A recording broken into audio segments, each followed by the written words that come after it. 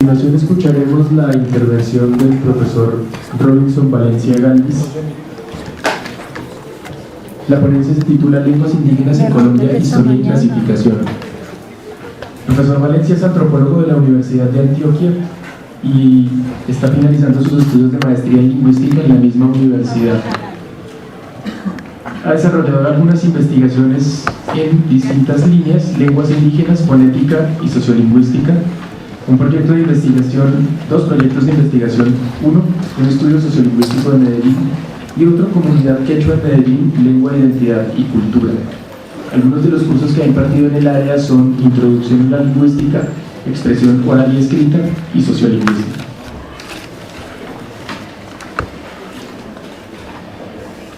Buenas tardes.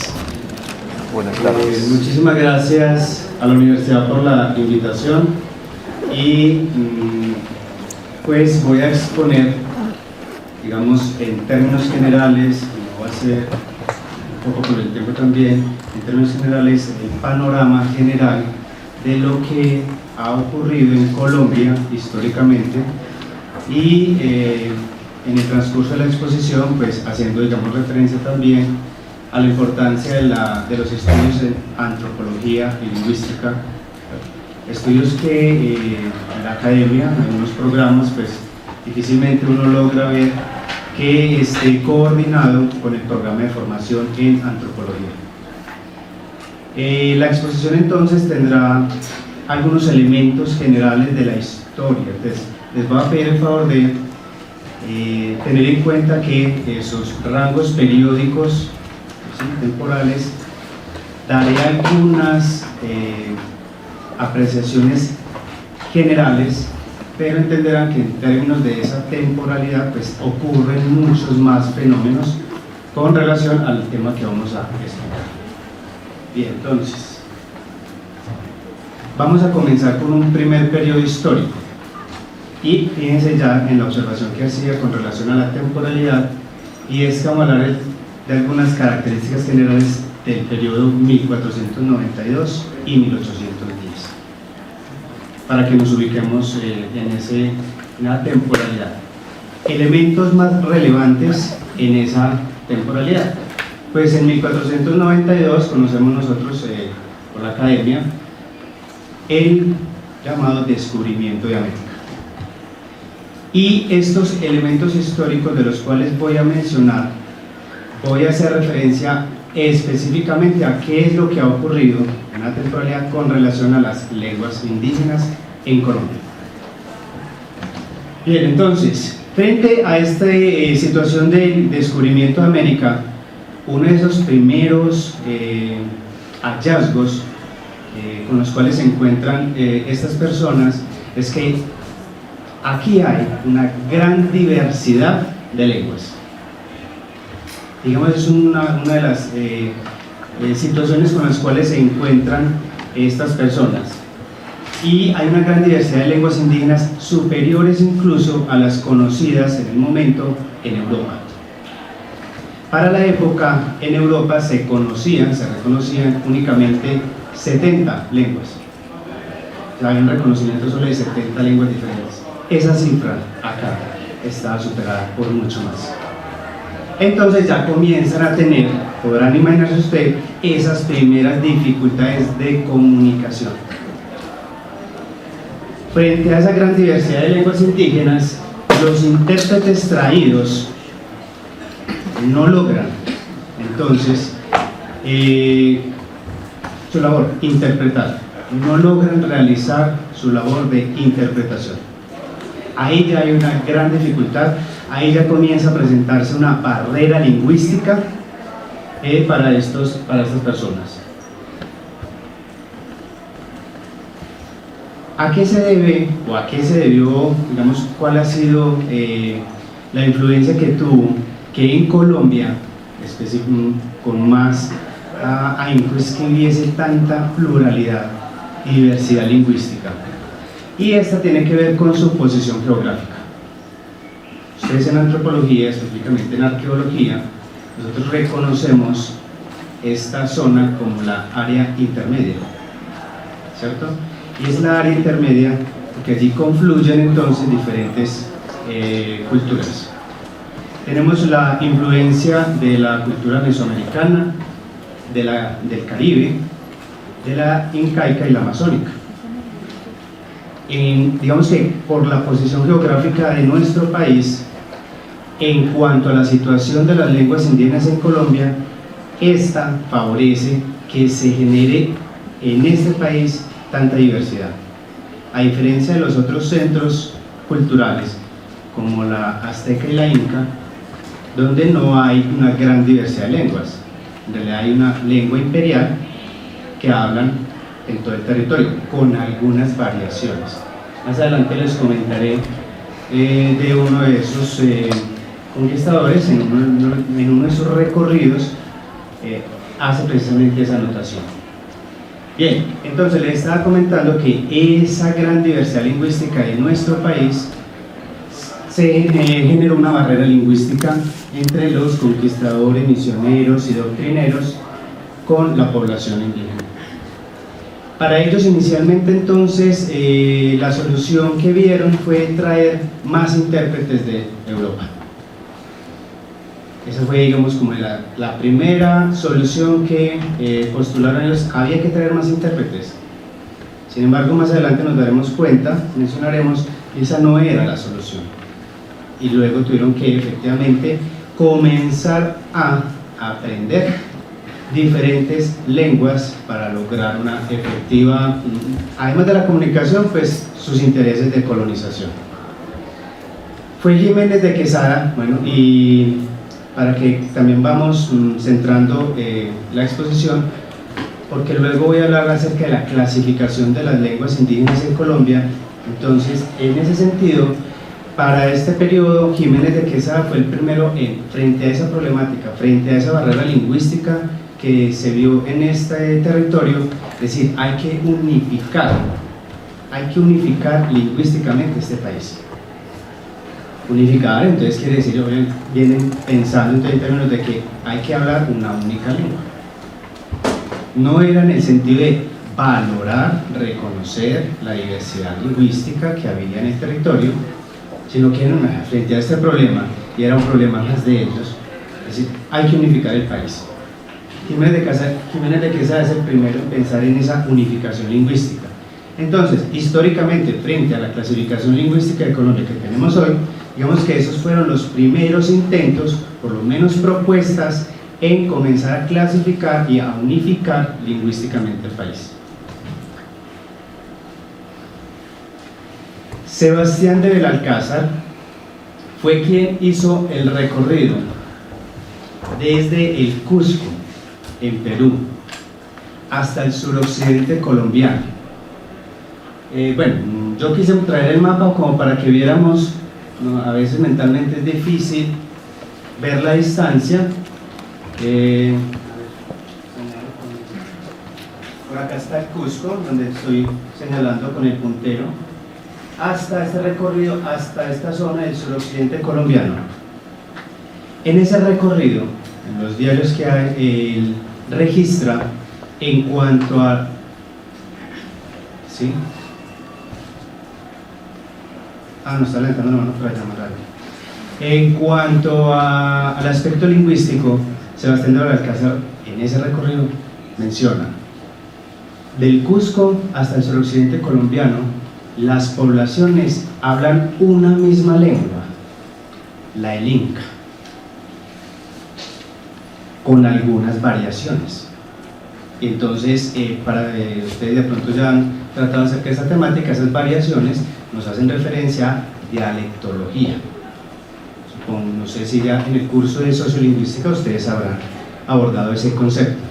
Entonces, del Cusco hasta el suroccidente colombiano, todos hablan una única lengua, la del inca, con algunas variaciones. Pero hacia el interior de este país, la situación es totalmente diferente.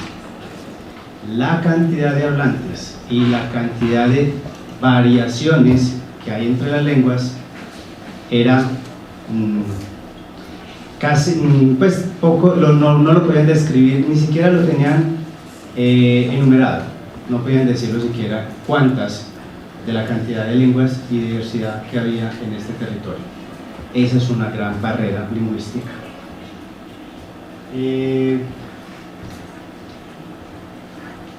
Frente a esa situación de la barrera lingüística que se genera en ese momento, entonces comienzan a postularse las propuestas de unificar, de clasificar, y otra de las propuestas, además de la que observó Jiménez de Quesada, fue crear el prototipo de lenguas generales.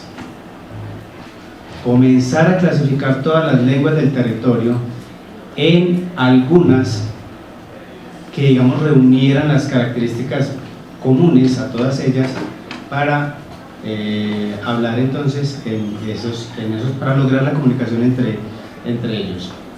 Esa propuesta de las lenguas mexicanas parte de dos modelos, pues el modelo incaico y el modelo mexicano. El modelo incaico con la lengua quechua o inga y el modelo mexicano con el náhuatl. Ambas lenguas imperiales, entonces de rápida expansión y esos modelos lograban de fácil aprendizaje. Entonces, frente a esos dos modelos, y fíjense que si hacemos asociaciones con arqueología también seguimos en el mismo paradigma de área central,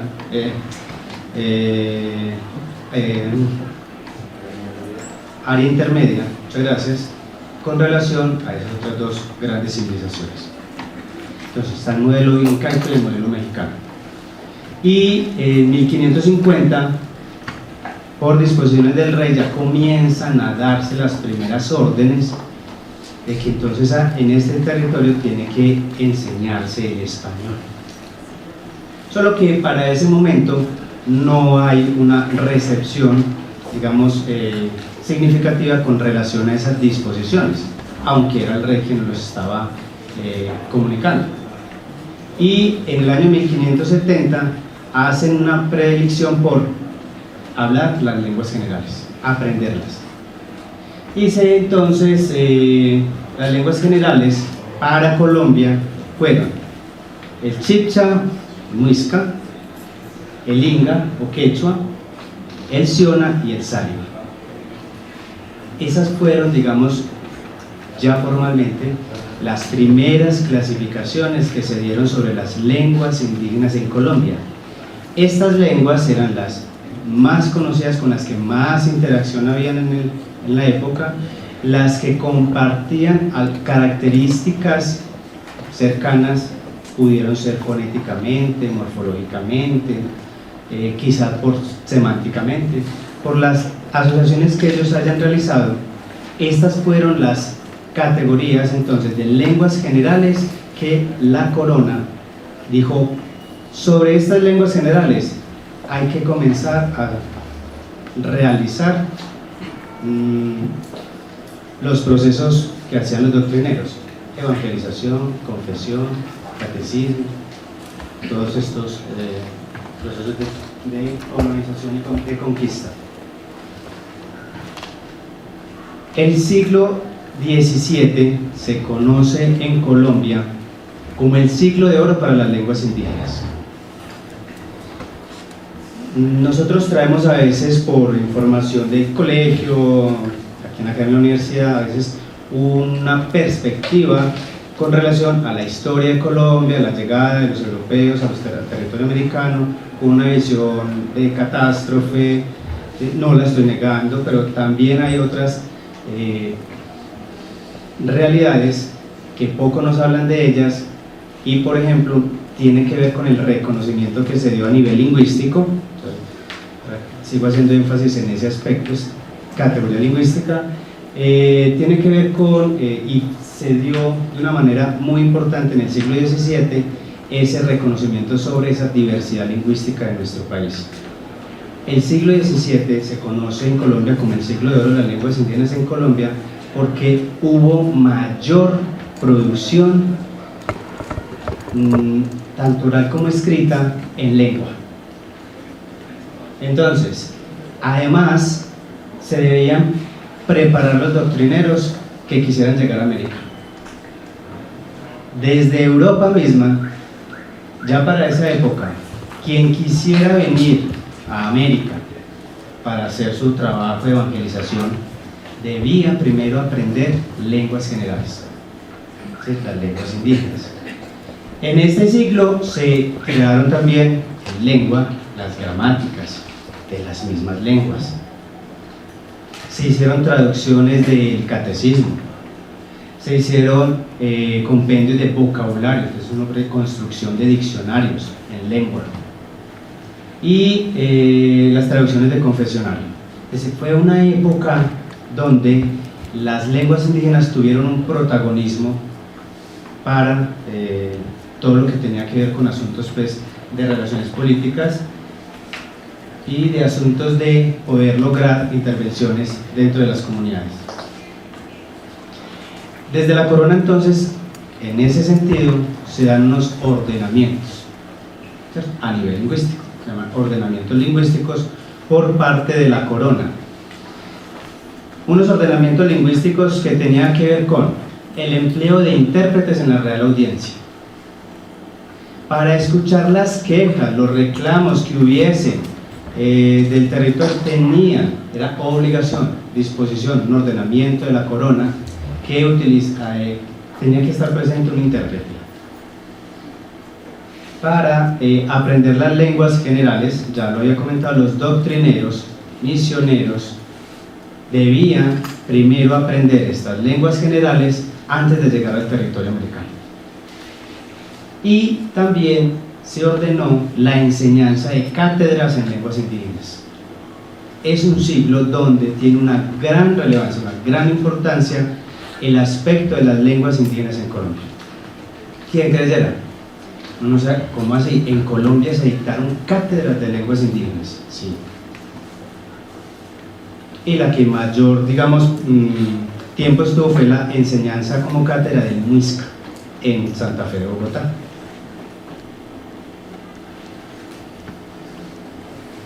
Bueno, ahí me adelanté a la siguiente, a ese otro comentario. Hacia el año 1645 se intenta entonces cancelar la cátedra. Ahora, estoy dando datos generales, pero entonces, ¿qué hay detrás de todo ello? ¿Qué fue lo que sucedió?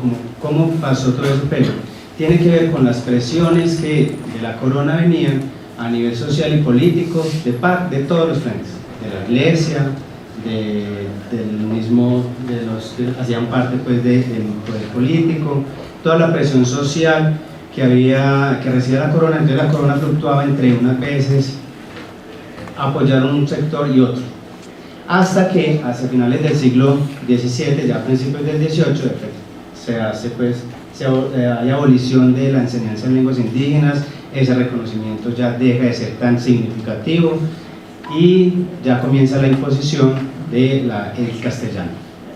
En 1645 ya están los primeros intentos formales.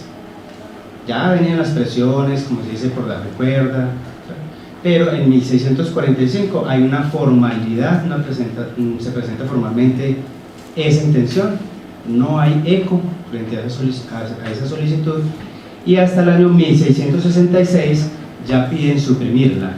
Sin embargo, un arzobispo impide que en el momento, digamos, se haga esa formalidad en suprimir la enseñanza de cátedra de lenguas indígenas. Y solo hasta principios del siglo XVIII pues, deja de existir. Y entonces la unidad lingüística, esa clasificación que venimos entonces observando a través de estos siglos, para principios del siglo XVIII ya la unidad lingüística del territorio colombiano es la enseñanza del castellano. Y la enseñanza del castellano estuvo a cargo de unas órdenes religiosas: Santo Domingo, San Francisco, son dominicos, franciscanos, y los agustinianos, San Agustín. Son las tres órdenes religiosas que tienen encomendada la labor por parte de la corona de impartir, de enseñar el castellano en este territorio.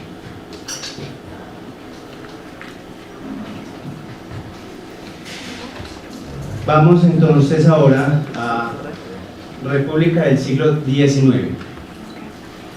Y comenzamos con el primer dato, digamos, histórico que tenemos de referencia, 1810. 1810, independencia. A partir de este año comienzan entonces a darse los primeros esbozos de políticas indigenistas. El siglo XVIII entonces, con la abolición de la enseñanza de cátedras de lenguas indígenas, y ya no hay producción textual acerca de estas lenguas, tampoco hay un reconocimiento por el uso de la lengua indígena como tal para la interacción con el otro. En el siglo XVIII se impone en todos los ámbitos la enseñanza del castellano. Entonces no existen registros acerca de producción en lengua en Colombia. Por eso el paso al siglo XIX. Entonces comienzan a hacer las primeras políticas indigenistas, y conceptualmente el término de indios se cambia por el de indígenas. Hoy en día nosotros también podemos escuchar cómo el mismo término indio tiene una carga, una connotación peyorativa. Cuando le dicen a alguien este es mucho indio, ¿cierto? Tiene una carga negativa. Políticamente, para el siglo XVIII, esas cargas precisamente que traían conceptualmente esos términos comienzan a tener un cambio. Entonces ya no es indio sino indígena, y se implementan la enseñanza de cátedras en lenguas clásicas, la lengua del inglés, del francés, la gramática castellana y la latina. Hago aquí una anotación con relación a de lenguas del inglés, el francés, el alemán, en fin. Ustedes estarán estudiando otra lengua, otra seguridad, y les ha sucedido algo como esto, que los profesores le dicen a uno: no piense en español, piense en esta otra lengua, inglés, francés, la que estén estudiando. Pero es una frase muy común en los profesores de enseñanza de la lengua extranjera, que le dicen a uno: no piense en español. Más adelante vamos a retomar este ejemplo, porque es que es un asunto que va más allá del pronunciar bien un sonido. Va en un asunto de pensar en cuál lengua, cuál cultura es la que yo estoy tratando de producir a través de la lengua.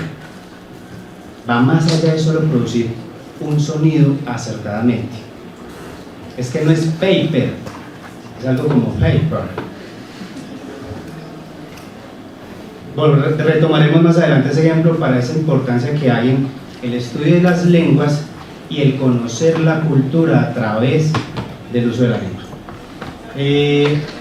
Solo pues quise la anotación por el comentario que entonces en el siglo XVIII comenzaron a darse las cátedras clásicas en estas lenguas: inglés, francés, gramática castellana y latín. Probablemente entre ustedes, si han hablado con sus abuelos, quizá algunos tíos, llegaron a tener en sus colegios clases de inglés, francés y latín, y español. ¿Sí? En el caso pues, de mi familia, yo sí sé de algunas tías que en el colegio llegaron a tener esas clases. Cuando yo llegué a la época del colegio creí que me iba a tocar, pero ya en el momento cambió y era solo inglés y español. Pero fíjense cómo desde el siglo XVIII hasta el XX se mantuvo la enseñanza de esas cátedras. Vale. En 1829, Simón Bolívar entonces ya decreta, dice: no es posible la enseñanza, el uso de las lenguas indígenas. Simón Bolívar. Decretado. Hay una preocupación mayor, digamos, con relación a las políticas indigenistas, ya no tanto en relación con la lengua, sino con todo lo que tiene que ver con el asunto de territorio, el reconocimiento de resguardos, todas esas políticas. pero a nivel lingüístico no, va diezmando cada vez más ese interés, al punto de que el mismo Simón Bolívar dijo: no es factible que sea de enseñanza de las lenguas indígenas. Y por supuesto sigue entonces reforzando la importancia de la enseñanza del español y castellano y estas otras lenguas clásicas. Solo hasta mediados del siglo XIX hay una reivindicación, un interés por el estudio de estudios lingüísticos coloniales, y quienes se interesan por estos estudios lingüísticos coloniales son algunas comunidades religiosas. O sea, ni siquiera es un centro, digamos, de pensadores de la época alejados al ámbito religioso, no. Son comunidades religiosas como los jesuitas, que hicieron un trabajo en llanos orientales, y también los agustinos recoletos, quienes se interesaron en esta época por reivindicar un poco este asunto de los estudios lingüísticos coloniales. En el siglo XX se promueve entonces más el asunto, no en términos lingüísticos, sino del Estado con relación a una cultura nacional, la conformación de la cultura nacional.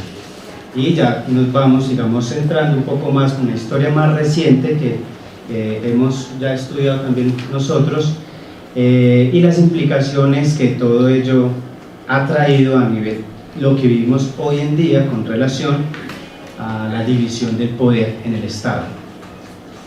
Hacia el año de 1940, ¿quién era el presidente en ese entonces? Y esto tiene que ver con la historia de antropología.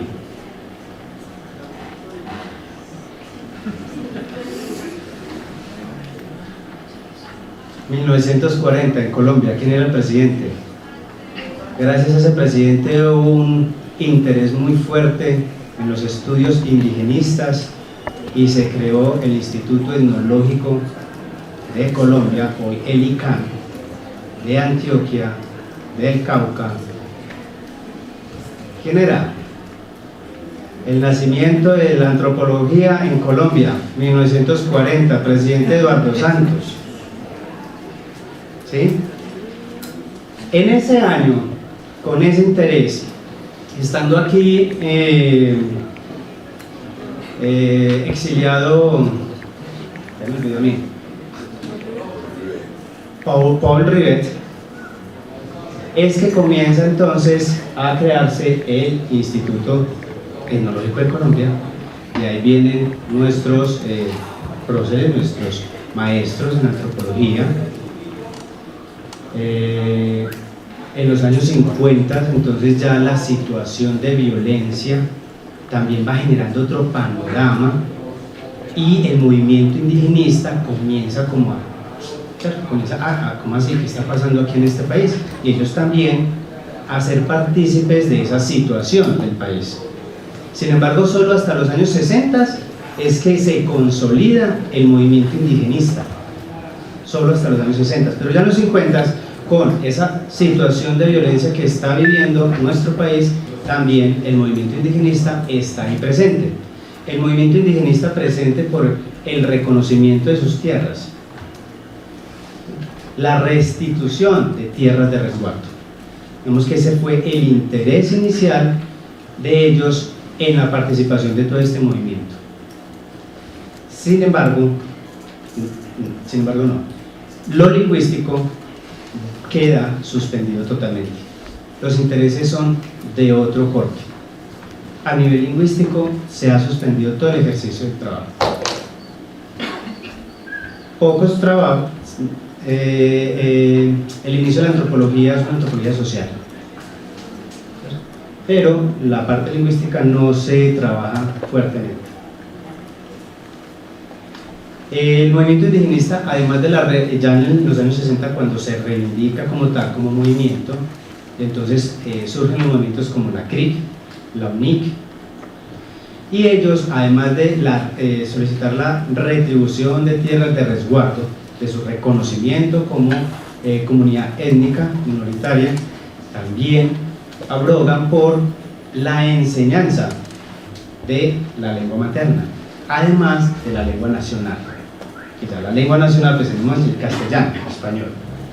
Y hay pues entonces una demanda por ese reconocimiento y pide que haya enseñanza en las instituciones escolares de las lenguas maternas, de su lengua materna. Hasta el año ya 1983, el Comité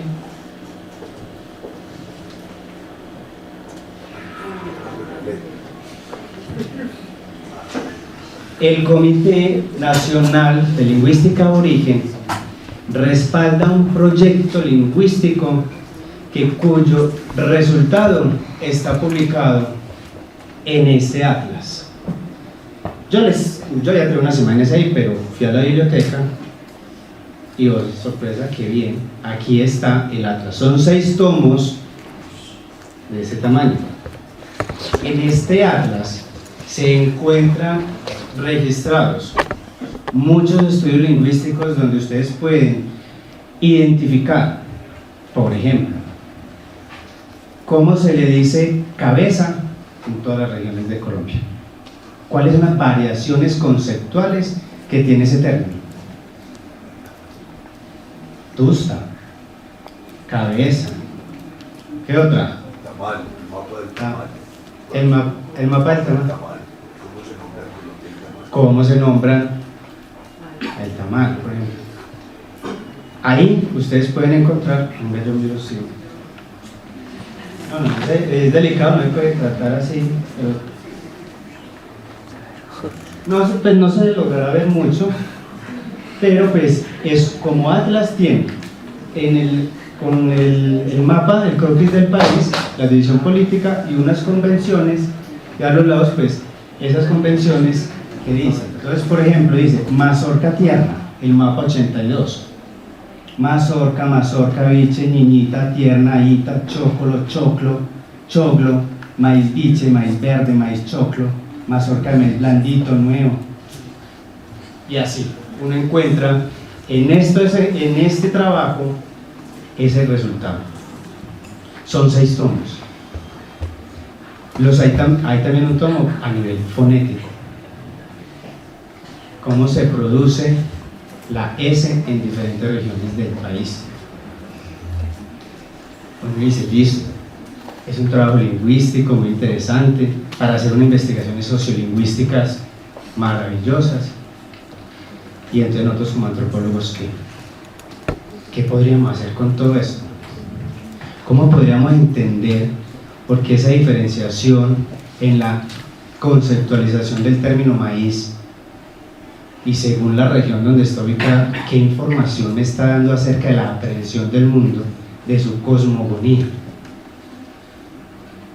Abadio Green, que es Tule y es profesor en la Universidad de Antioquia, yo lo escuché a él, yo recuerdo mucho que él una vez en una conferencia dijo, para aprender lengua indígena, uno se demora cientos de años,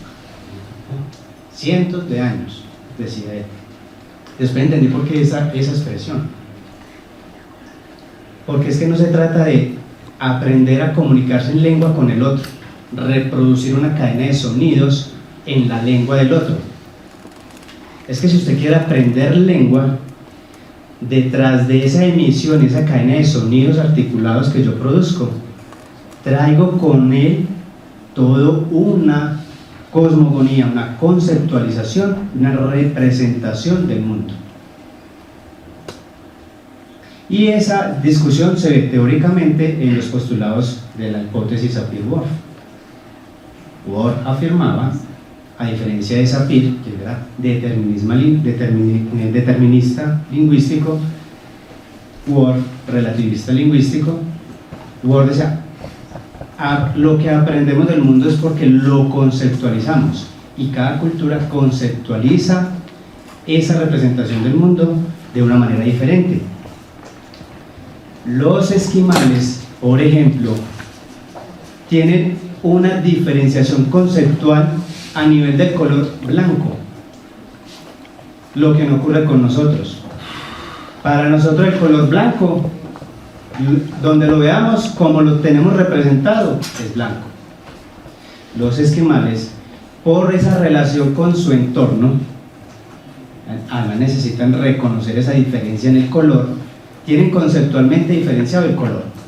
Hay un blanco para la nieve que va cayendo, hay un blanco para la nieve compacta, hay un blanco para la nieve que acaba de caer, y eso les da información de cómo buscar su alimento, en qué momento se puede movilizar de una dirección a otra. Entonces, el nombrar un elemento tan sencillo como el color de la naturaleza trae consigo toda esa representación. Lo mismo ocurre con comunidades ribereñas, pescadores. Quien no es pescador, un pescado tendrá casi que la misma forma. Uno es un pescado, es un pescado. Pero la clasificación taxonómica que puede dar un ribereño sobre las diferentes especies de pescados es muy amplia. Y esa diferenciación taxonómica le permite además interactuar con él.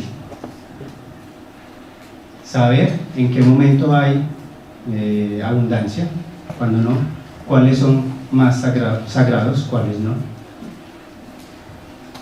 Quienes no tengamos esa relación con la naturaleza no tenemos esa diferenciación.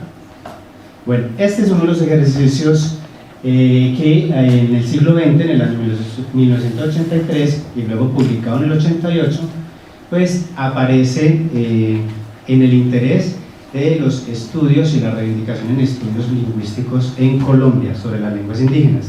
Además de este,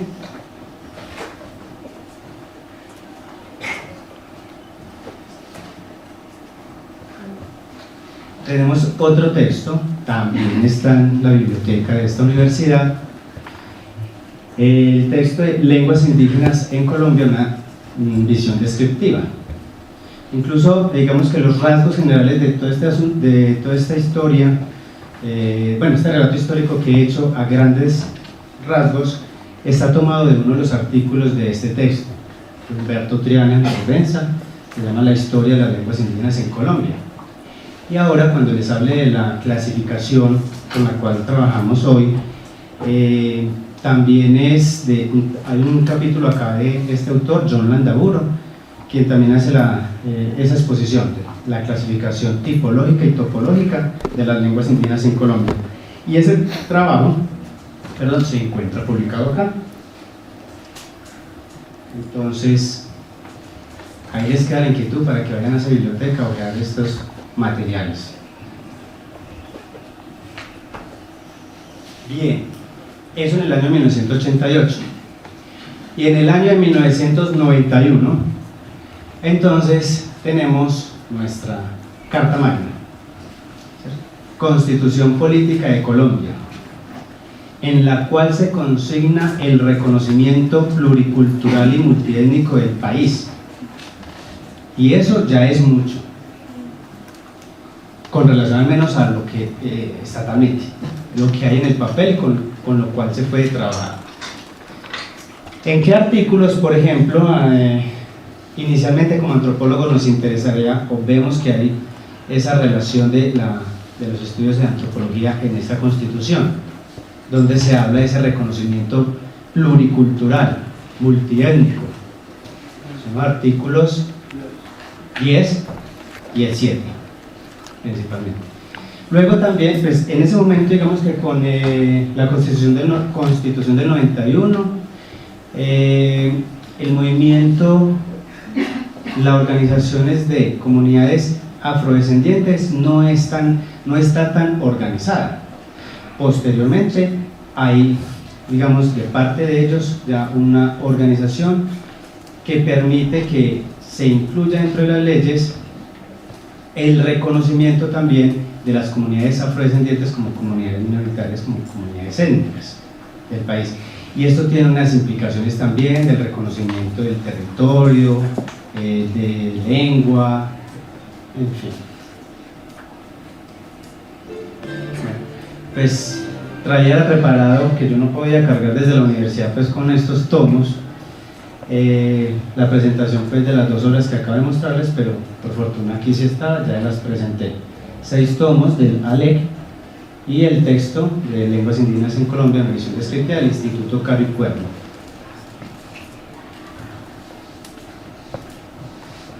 Antes de continuar con la clasificación, algún comentario acerca de este panorama general en la historia de las lenguas indígenas en Colombia?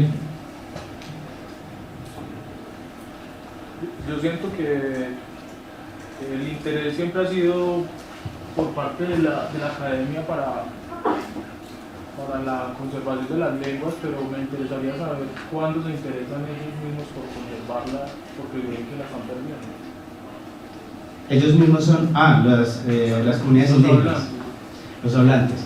Ese interés comienza cuando se están organizando ellos para pelear el asunto de la restitución de tierras. Cuando esto ocurre, fíjense que hasta el 91 se da el reconocimiento político, pero es porque ya ellos, ¿sí?, los indígenas, vienen organizados ya pidiendo una serie nuestros derechos. Y nosotros tenemos derecho y hacen la solicitud también de la enseñanza de lengua materna. También creo que hay una dificultad, lo he visto en algunos ejercicios pues, que he leído, y que he escuchado de algunos hablantes indígenas que están en la universidad, y es que hay una pérdida de interés interna, y eso es un problema. Si a ellos no les interesa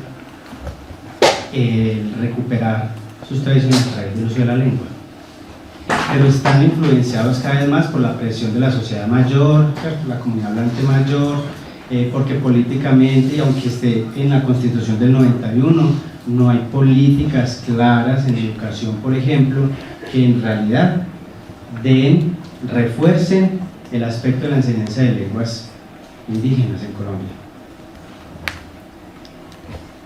No sé si alguien conozca alguna escuela, alguna institución donde a los chicos, a las chicas les enseñen alguna lengua indígena, ¿cierto? Y está en el papel, políticamente reconocidos, políticamente pueden mover con ese respaldo. Colombia es uno de los países que políticamente ha dado ese gran paso de reconocer políticamente la diversidad lingüística de su país. Otros países aún no han hecho el reconocimiento político de la diversidad lingüística que hay en su país. Colombia sí tiene ese gran salto. Y eso obedece es que, por lo digo, yo estoy contando aspectos importantes, generales, pero eso viene con una trayectoria atrás.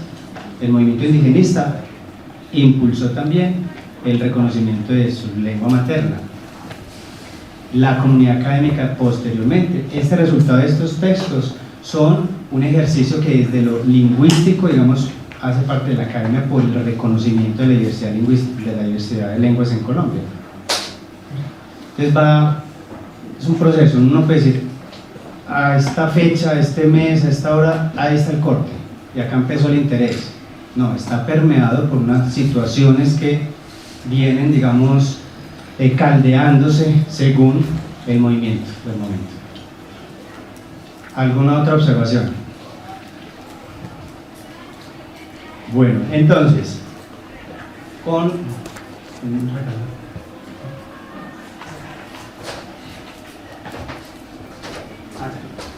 gracias.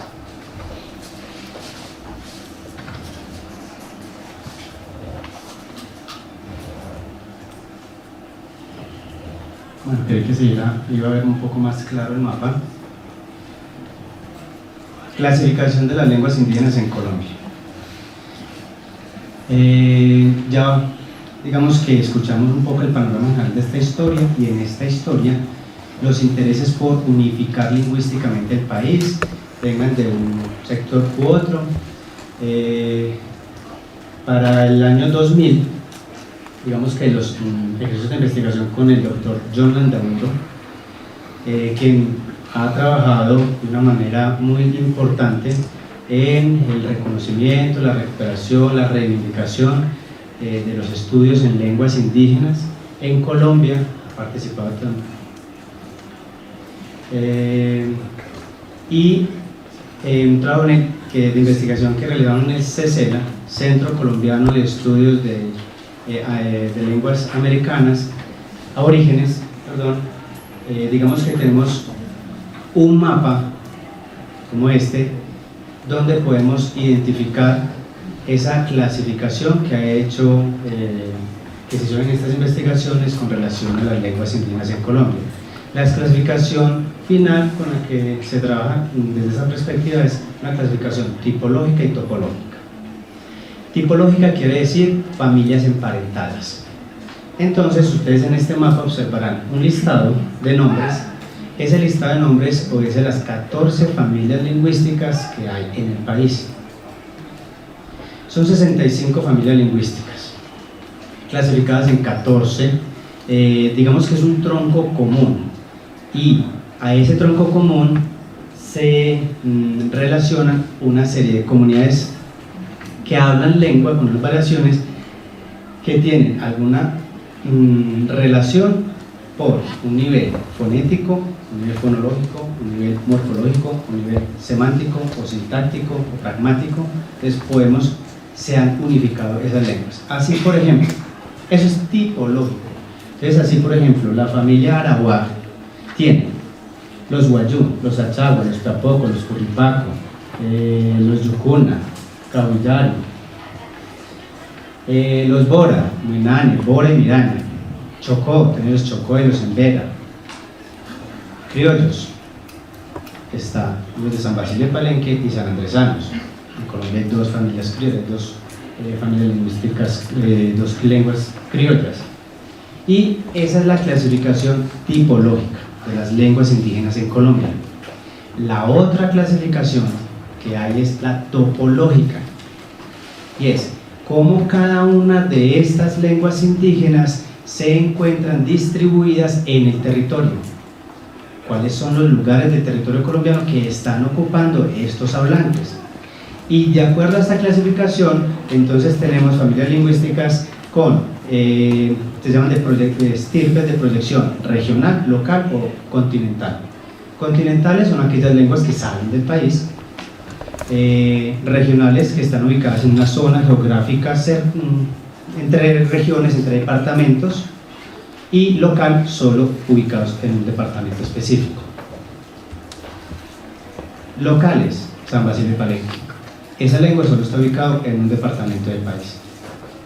El San Andresano está ubicado en un lugar, en un departamento del país nomás. Son locales. Eso es un ejemplo de la localidad de esta estirpe. La otra estirpe de proyección regional, por ejemplo, Chocó. El Chocó, la familia Chocó, el Embera, se encuentra distribuido por diferentes departamentos de nuestro país. Están desde el sur, desde Nariño hasta Sucre, por todo el sector occidental. Y continental, las que salen del territorio, como el quechua. El quechua, ya lo vimos en el relato histórico, pues viene de esa influencia del Inca. Sebastián de Belalcázar registró el Inca, esa lengua, desde Cusco hasta la zona del suroccidente colombiano.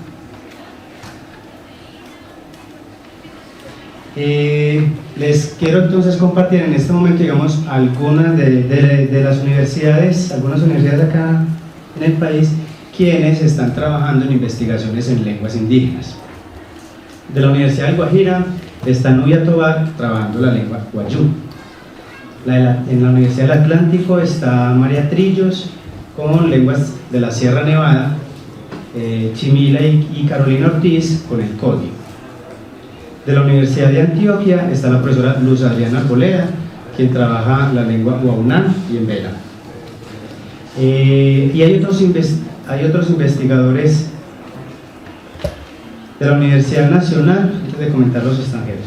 De la Universidad Nacional está la profesora Ana María Ospina, quien trabaja con el Macú, María Emilia Montes, que trabaja en Ticuna, Camilo Roballo. Camilo Roballo trabaja lenguas amazónicas, pero actualmente no se encuentra realizando trabajos de investigación en lenguas indígenas. Pedro Marín está trabajando el Carijona. Del Instituto Caro y Cuervo, Hortensia Estrada trabaja en Saliva. De la Universidad del Valle, Miguel Meléndez el Guayabero, Rico Nieves el Páez, y de la Universidad del Cauca, el profesor Tulio Rojas, quien trabaja también en el Páez. Y otros investigadores por fuera de Colombia, investigadores extranjeros, que han venido aquí atrás, están trabajando aquí actualmente. Uno de ellos es Frank Christian Seifert, quien trabaja en Miraña, y Kes Hegenbelt, quien trabaja en COFAN. Vemos que son trabajos que actualmente están realizando desde estas universidades en estudio de lenguas indígenas, pero en su mayoría trabajan elementos estructurales de la lengua. No hay entre esas investigaciones una, digamos, intervención, no hay asociación o análisis con relación a la visión que nosotros como antropólogos podemos hacer con esos estudios lingüísticos. Vemos que ahí tenemos nosotros un campo amplio de trabajo, de investigación, porque falta ese elemento del antropólogo que también tiene otras perspectivas para el análisis de estos estudios. Quiero leerles entonces unas anotaciones para hablar un poco acerca de ya lo que estoy comentando acerca de esa relación a la importancia de los estudios de la lengua y de la antropología en un programa de antropología en una universidad, y de Roman Jacobson, quizá lo hayan leído acerca de él. Dice: al estudiar el lenguaje de consumo con los antropólogos, su ayuda nos resulta de lo más oportuna y estimulante, porque los antropólogos nos prueban, repitiéndonos sin cesar, que lengua y cultura se implican mutuamente, que la lengua debe concebirse como parte integrante de la vida de la sociedad y que la lingüística está en estrecha conexión con la antropología cultural. En otra página continúa: la lengua es, a decir verdad, el fundamento de la cultura. La lengua es el medio principal de comunicación informativa. La antropología lingüística, este es de Alessandro Duranti. La antropología lingüística, en tanto campo de estudio, parte del principio teórico de que las palabras importan y del hallazgo empírico de que los signos lingüísticos, como representaciones del mundo y conexiones con el mundo, nunca son neutrales. Se utilizan constantemente para la construcción de afinidades culturales y de diferencias culturales.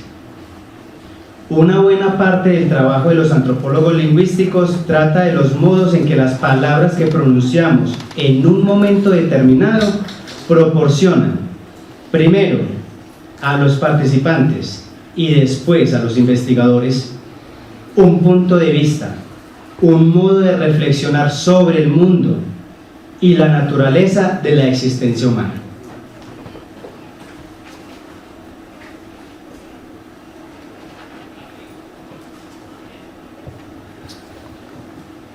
Con relación a esa cita que acabo de hacer de Alessandro Duranti sobre cómo podemos observar a partir de lo que una persona, la forma y cómo lo dice, podemos entender de la representación y la cosmogonía de esa persona, de esa cultura. ¿Ustedes han oído hablar del término parlache? ¿Sí? ¿Saben? Más o menos están relacionados con qué es el parlache. Vale. Robinson Posada, un cuentero de Medellín, conocido como el parcero del popular de la comuna número 8, adaptó un cuento, el de Rin Rin Renacuajo de Rafael Pombo, lo adaptó a una versión parlache con la cual podemos lograr empezar a introducirnos a una forma de relacionarnos con el mundo.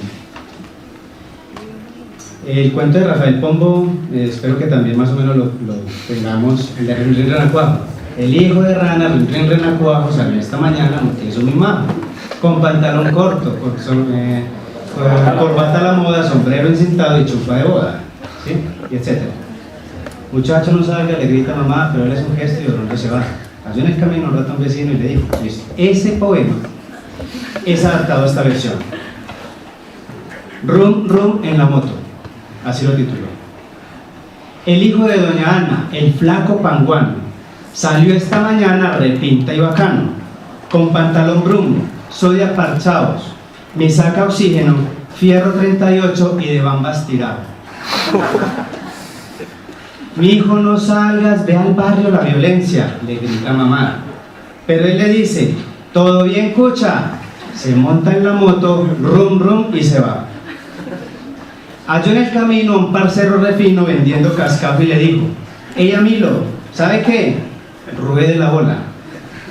Dígale a todo el combo que la plata está lista, que nos vemos en la casa de la mona, que habrá piche parche y habrá buena melona. Al rato y en combo llegaron cantando un son de Puro Maelo y de Henry Fior. Tocaron 1, 2, 3 golpes. De adentro preguntan, ¿quién es? Suelte la clave, déla pues. Y de afuera la vamos soltando en coro. Magneto, Garvin, Papiro, Gorsovia es. Se abre la puerta, el combo entra. Hey mona, ¿estás en la casa? Aquí estoy parchada, flaco. ¿Cómo, mona? Así es que es. Se dieron un pase y un beso de hermanos. Y dice Marañas, que es más veterano, hey socios, venimos paniqueados y hace calor, prendamos la farra y que baile mejor. Mientras la Poison baila con la ñarria, el flaco campanea junto con la garra. Y más tarde al flaco panguano le piden que cante una de la voz, esa que dice, yo soy el cantante. De mil amores lo hiciera mona, pero no puedo darte gusto ahora, que estoy azarado, que venga la tomba, o los otros dos combos, los de la quebrada y la onda.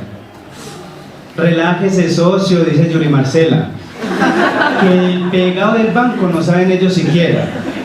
Más bien, repartamos como es toda la plata.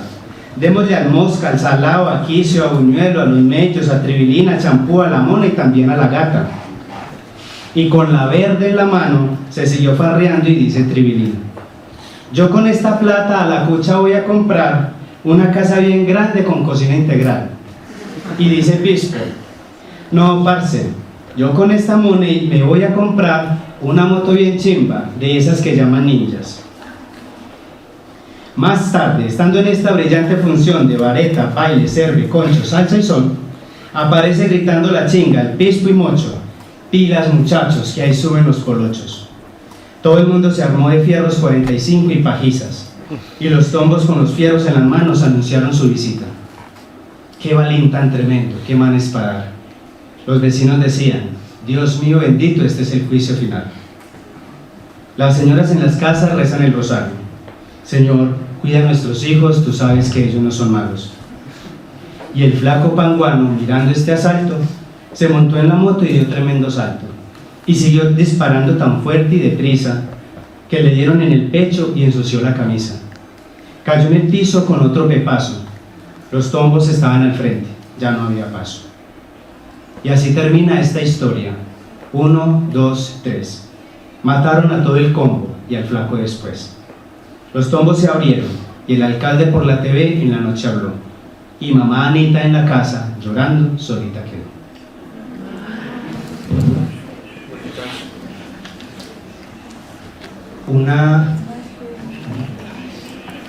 Un pequeño ejemplo de cómo podemos nosotros, a través de la lengua, en un contexto determinado, en el uso que hacemos de ella, en un contexto determinado, comenzar a pensarnos qué es lo que están representando a través de ella.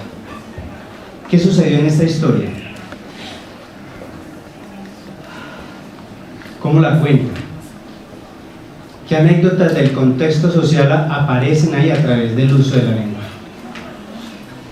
El parlache fue un código, digamos, que inició en los 90s, en la época de la violencia en Medellín. Finalizando,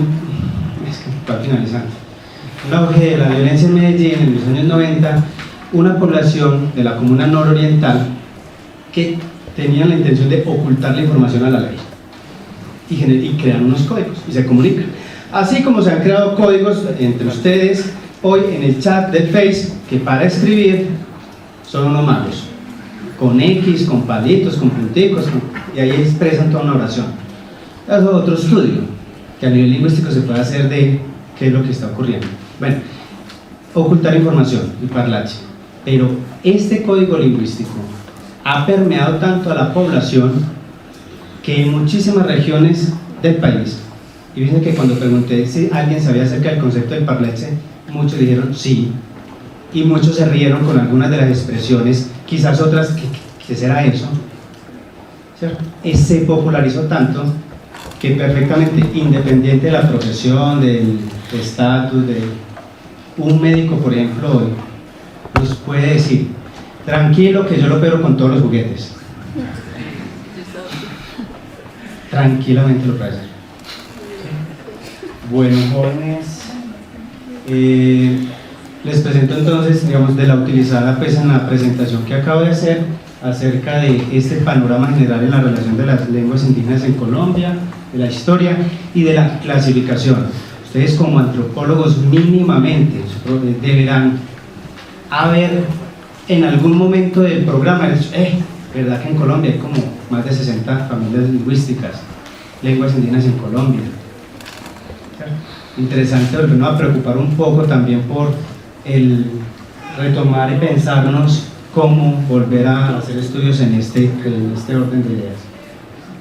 ¿Alguna pregunta?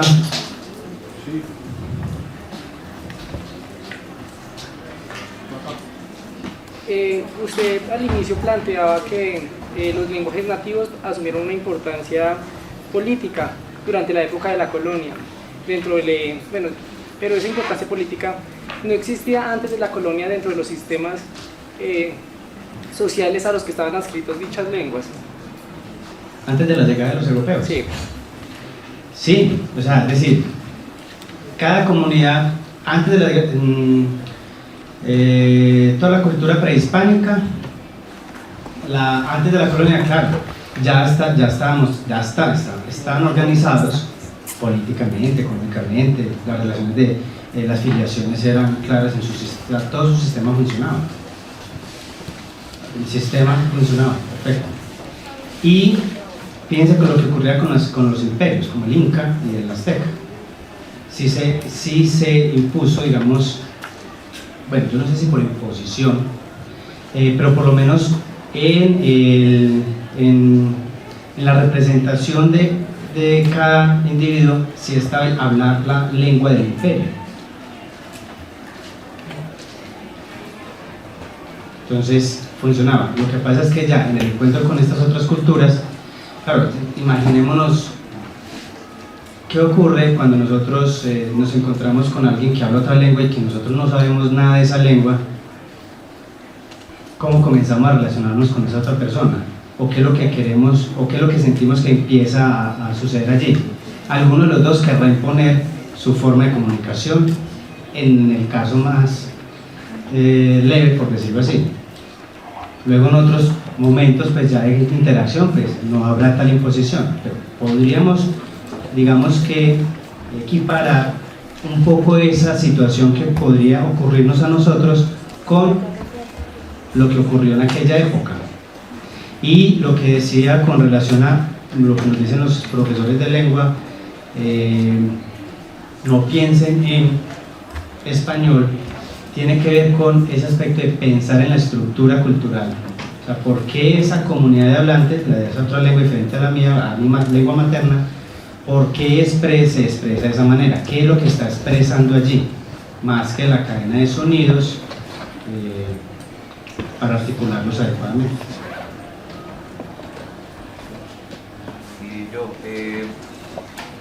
En una primera instancia se hace una clasificación abrupta de las lenguas indígenas, ¿cierto? Pues usted no lo mencionó ¿Con las lenguas generales? Sí. Listo. Posteriormente, pues, viene lo del español, ¿cierto? Que genera un impacto bastante grande en las lenguas indígenas. Y posteriormente la de las encomiendas por parte de los españoles pues hace que algunas minorías indígenas que tienen una lengua propia se adscriban a cabildos más grandes. Entonces, la pregunta es cómo el antropólogo lingüístico, pues de la línea lingüística, puede hacer un trabajo, pues digamos, a fondo, si las mismas etnias no tienen clara una identidad lingüística. Yo creo que sería de evidenciar, más que de intervenir y querer. O sea, evidenciar, presentar, exponer cuál es esa situación que están viviendo como comunidad y que dejar que ellos decidan. Porque si no, creo que se convierte en otro tipo de trabajo de otra área. ¿Sí? El de proponer cuál es la solución para. Creo que nuestro trabajo, sobre todo en aspectos lingüísticos, tiene que ver mucho más con la evidencialidad. Es decir, mostrar. La riqueza en la variedad lingüística no debe llevar consigo una valoración, un prejuicio, por decir algo. Con el español, presentar la variedad lingüística, las variedades del español en el país, pero eso no quiere decir que por hablar con acento llanero, por hablar con acento pastuso, con acento bogotano, de Manizales, de Antioquia, sea uno mejor que el otro. No, la realidad es esa, la realidad de esta lengua es esa es la variedad que presenta. Creo que también en ese orden de ideas podríamos trabajar nosotros con las comunidades, enseñarles a reconocer, a valorar la importancia de no dejar perder su lengua materna, pero políticamente lo que ellos hagan que sea su decisión. Eso es lo que yo pienso. Por ahí atrás hay otro más.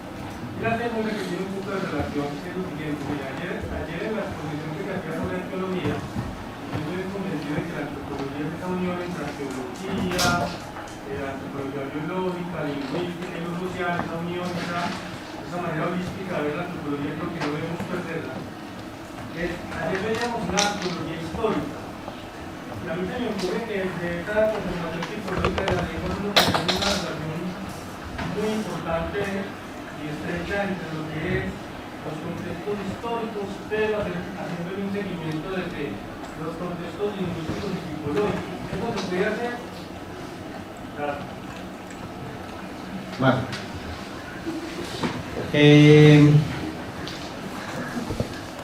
El análisis de una lengua tiene unas categorías por niveles. Es una mención rápida, digamos, en la exposición, y esos niveles son el nivel a nivel fonético, fonético-fonológico, eso quiere decir a nivel del sonido, a nivel morfológico, a nivel de la carga del significado que tenga un sonido, a nivel semántico, sintáctico, la estructura de la lengua, a nivel semántico, el significado, el componente del significado en su contexto, a nivel pragmático, en el uso del habla, y ya, que ahí viene el análisis del discurso. A partir, digamos, de esas categorías, de los niveles de análisis de la lengua, es que pueden llegar a generarse esas relaciones de emparentamiento que hay entre diferentes lenguas, ¿sí? Sea porque fonéticamente puedan encontrarse relaciones en cuanto a la producción del sonido. Si los sonidos, pues hay unas clasificaciones entre oclusivas, nasales, vibrantes, fricativas, pero si en esas categorías, el bilabial, alveolar, palatal, pospalatal, tubular, etcétera, si dentro de las categorías hay una familiaridad. Un poco para entender, por ejemplo, sobre ese asunto del nivel fonético, nosotros no distinguimos, nuestra lengua, el español, no distingue fonológicamente el sonido sh. ¿Qué sonido escuchamos ahí? ¿Uno solo o varios? Si yo digo zapato, zapato o zapato, para nosotros no hay una diferenciación fonológica. En otras lenguas, como en el inglés, sí la hay. Es diferente el sonido alveolar, apical, a un sonido más palatalizado, predorsal. Y de ahí que en la enseñanza de lenguas extranjeras digan, no, así no es así. Fonéticamente. Entonces, fonéticamente, esas diferenciaciones o esas similitudes nos pueden dar una categoría de emparentamiento. O a nivel del contenido, o sea, a nivel del significado, a nivel de la estructura sintáctica. No puedo asociar, pero hay una diferencia, por ejemplo, enorme en la estructura lingüística de las lenguas criollas con relación a la del español, y por ejemplo el aspecto de la negación. En las lenguas criollas, como en Palenque, se niega al final. La negación va al final, la nuestra no. Ya por esas estructuras no puede darse un emparentamiento. Entonces, a nivel del uso de la lengua, en cualquiera de esos niveles de análisis, puede darse, es que se da la clasificación con relación a ese emparentamiento tipológico. El otro topológico pues fue más claro con relación a dónde están ubicados. No logré como comprender muy bien la segunda pregunta con relación al aspecto arqueológico, es decir, la arqueología y... Sí.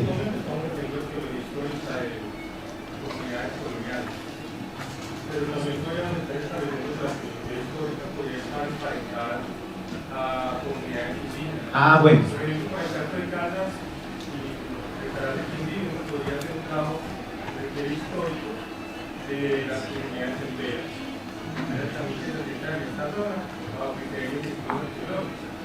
Ese tipo de estudios se pueden asociar a estudios lingüísticos en ninguna de las migraciones, por ejemplo, con base en las culturas. Ahora sí. No tanto con relación a la categoría de los niveles de análisis, pero sí en cuanto al uso. Bueno, el uso estaría en el análisis pragmático. Pensemos en algo, incluso en nuestra comunidad hablante. Nosotros no hablamos hoy de la misma manera como se hablaba hace 50 años. Entonces, como si estoy haciendo un rastreo histórico, como lo plantean, voy entonces a registros que hagan del momento para leer la forma en cómo se expresaban y hacer las relaciones. Pero ese elemento histórico de la evolución de la lengua se puede hacer con relación a una evolución, un estudio también histórico para la parte arqueológica. Nosotros no hablamos hoy de la misma manera como hace 50, como hace una década. ¿Cuántos en sus casas tienen todavía el bolinillo?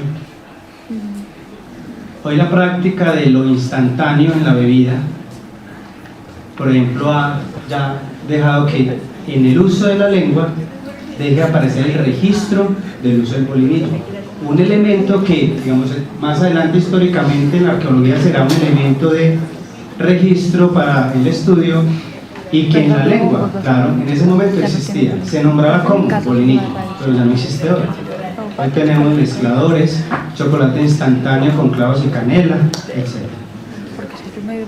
Vale, creo que por ahí podría ser, ¿cierto? Bien, ¿alguna otra observación?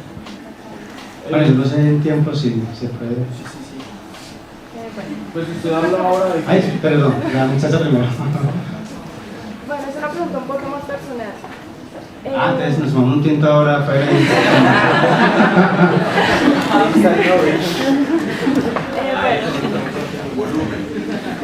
No, sí. Bueno, desde la investigación lingüística que usted ha llevado a cabo, ¿cómo cree que se pueden afrontar los dilemas éticos que surgen al llevar a cabo las investigaciones lingüísticas? teniendo en cuenta que muchas veces sí se puede hacer una neta observación, como usted lo mencionó ahorita, evidenciar las lenguas, pero hasta qué punto sabemos si realmente es una transformación de la lengua y hasta qué punto realmente puede ser una pérdida de la identidad. Por ejemplo, un pueblo como San Basilio de Palenque, en el cual hasta lo que el conocimiento pues muy leve que tengo, a pesar de que las escuelas allá enseñan y es una materia obligatoria pues la lengua original o tradicional de ellos, debido a toda la carga histórica, el primer pueblo libre en Colombia, hasta donde se hicieron entendidos. Si se mira desde la parte más profunda, se está perdiendo realmente la identidad respecto a su lengua. Se ve como una materia más, sino como algo parte de su identidad. Entonces, hasta qué punto ese dilema ético entre se está perdiendo la identidad o simplemente se está transformando la lengua y bueno, ¿qué puedo hacer yo desde la antropología para ello? Claro.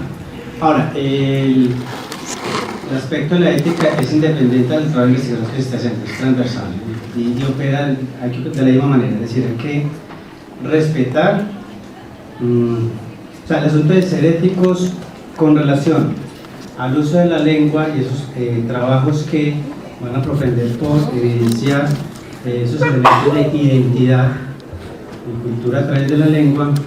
Me hiciste pensar mientras hacía la pregunta en algo que estaba ocurriendo con los zenú, los zenúes. Ellos perdieron la lengua. O sea, no hay registros orales ni escritos, lamentablemente, sobre la lengua zenú. Sin embargo, se está generando, por interés de esta comunidad, un movimiento, un reclamo porque reconozcan que sí tienen lengua propia. Y entonces hacen referencia a unos elementos que traen a colación de la abuela, de no sé quién. Mire que si hay un registro, están estos otros rodillos que traen consigo una imprenta de la escritura zenúe. Nuestro trabajo de investigación no, es decir, habrá que, yo diría, hay que permitir,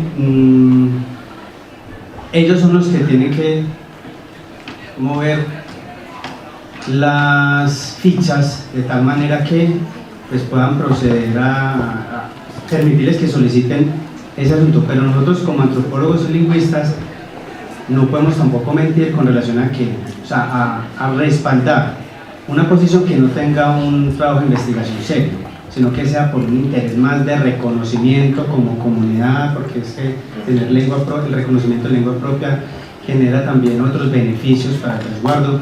Entonces, solo por el interés de tener ese reconocimiento no podemos estar diciendo sí, ¿cierto? Estar respaldando cualquier posición. No, las posiciones que haya tienen que tener también de respaldo un ejercicio de investigación serio, ¿cierto? Disciplinado, donde se dice claramente también cuál es la posición de la comunidad. Joder.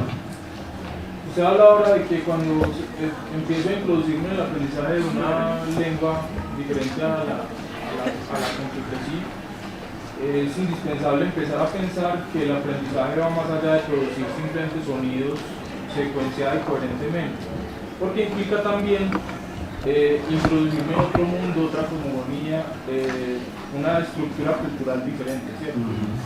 Entonces, basado en lo anterior, ¿usted cree que el hecho de que Colombia sea un país tan lingüísticamente diverso ha impedido el desarrollo de un proyecto nación y la fundamentación de algo que podemos llamar identidad colombiana?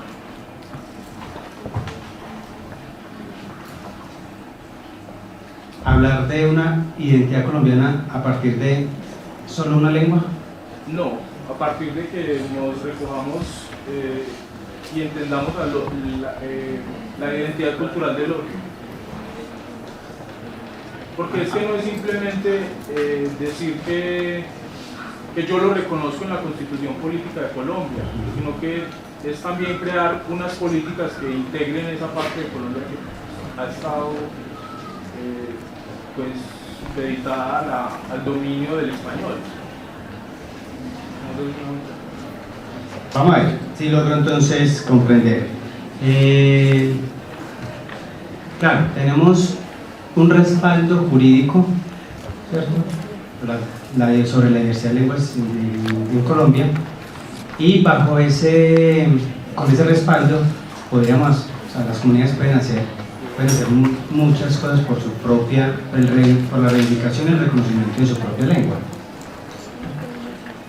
Las propias, como comunidades independientes de otras. Ahora, pero si no hemos logrado eso siquiera dentro de lo local, lo particular, pensar en algo transversal a todas las comunidades, a todas las lenguas de Colombia, para generar una política pública que de verdad incida en ese reconocimiento, es complejo, pero se ha intentado. Se intenta, pero los primeros intentos tienen que ver mucho, y lo comentan ahora en otra pregunta, es en el interés porque las mismas comunidades de verdad sigan, no dejen perder la enseñanza de su lengua materna. En las casas, en algunas comunidades se está perdiendo, pero ya se están generando nuevos dominios. El Cabildo Chip-Careguá en Medellín ya tiene, por ejemplo, un proceso, por lo menos ya ha iniciado un proceso de enseñanza de lenguas Inga, Emera, esas dos, porque hay otra, y creo que el guayú, digamos, tratando de ser transversales a nivel de diversidad lingüística, para que reconozcan como a nivel de identidad cultural también en mi país, que es un país multicultural, muy diverso lingüísticamente, pero está por hacer, eso está por hacer. En realidad son primeros esposos. Hay un texto de Abadio Green que titula hablar de políticas públicas indigenistas en Colombia. Ahí de pronto podrías tener también un panorama con la lengua tule y además expresado por el mismo indígena sobre el asunto de políticas públicas en Colombia. Muchísimas gracias nuevamente y tengan un buen día.